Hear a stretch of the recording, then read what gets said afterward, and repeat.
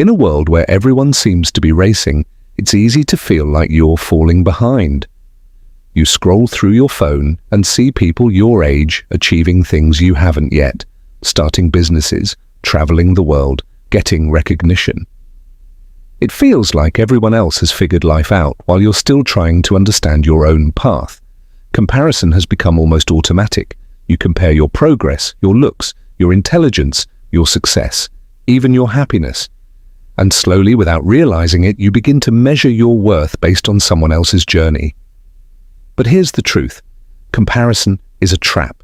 It steals your peace, your confidence, and your ability to appreciate who you are.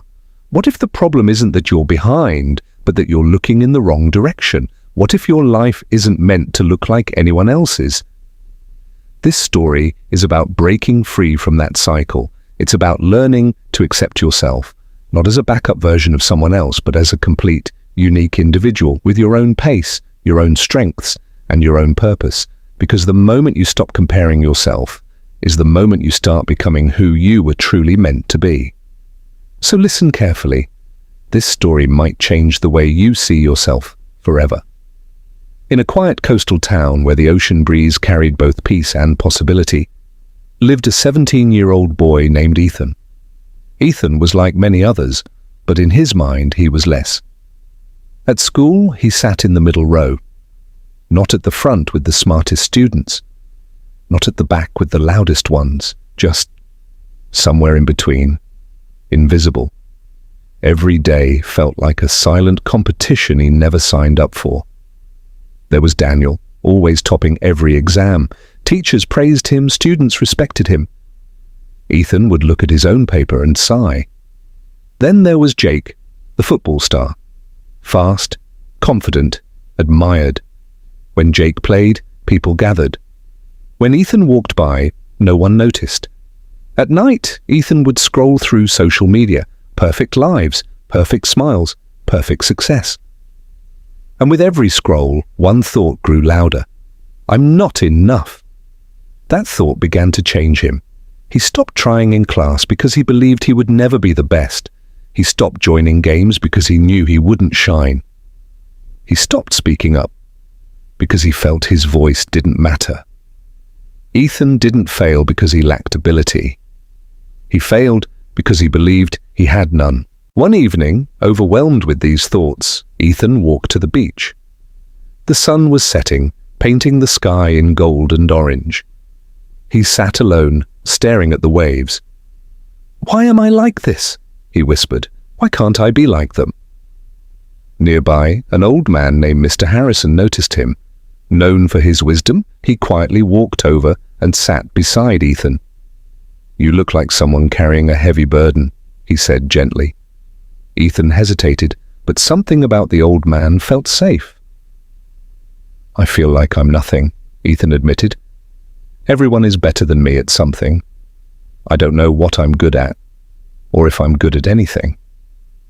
Mr. Harrison picked up 2 shells from the sand and placed them in Ethan's hands. "Look at these carefully," he said. Ethan examined them. One was smooth and round, the other was rough and oddly shaped. "Are they the same?" the old man asked. "No," Ethan replied. "Is one more valuable than the other?" Ethan paused. "I don't think so. They're just different." Mr. Harrison smiled.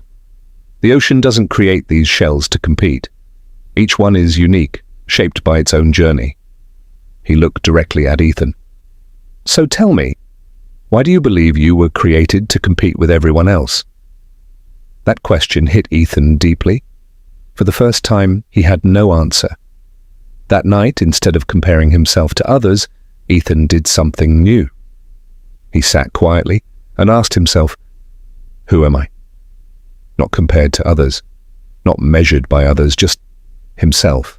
Over the next few days, Ethan began noticing things he had ignored before. He enjoyed drawing. He would often sketch in the margins of his notebook. He was a good listener. Friends sometimes came to him with problems.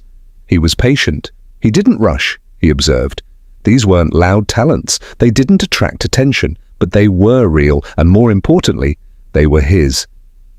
Slowly, Ethan began to change. He stopped checking who scored higher than him and focused on improving his own grades. He still watched Jake play football, but now with admiration, not jealousy. He started practicing his drawing more seriously. At first, no one noticed, but this time, it didn't break him because he wasn't doing it to be seen. He was doing it to grow. Weeks turned into months.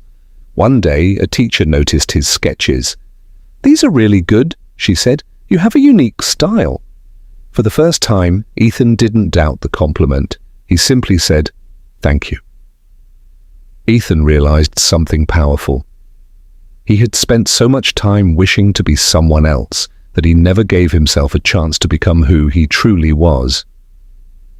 Months later, Ethan returned to the same beach, the same place where he once felt lost. He found Mr. Harrison again. "You look different," the old man said. "I feel different," Ethan replied. "What changed?" Ethan smiled. "I stopped comparing myself. I stopped trying to win someone else's race." He looked at the ocean. "I realized I don't need to be better than anyone. I just need to be better than who I was yesterday." Mr. Harrison nodded with pride. "That," he said, "is how you find your true self." Closing message. There will always be someone ahead of you.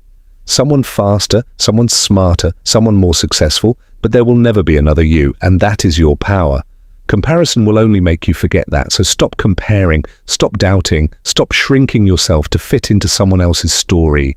You were never meant to be a copy, you were meant to be original, and the moment you accept who you are is the moment your real journey begins.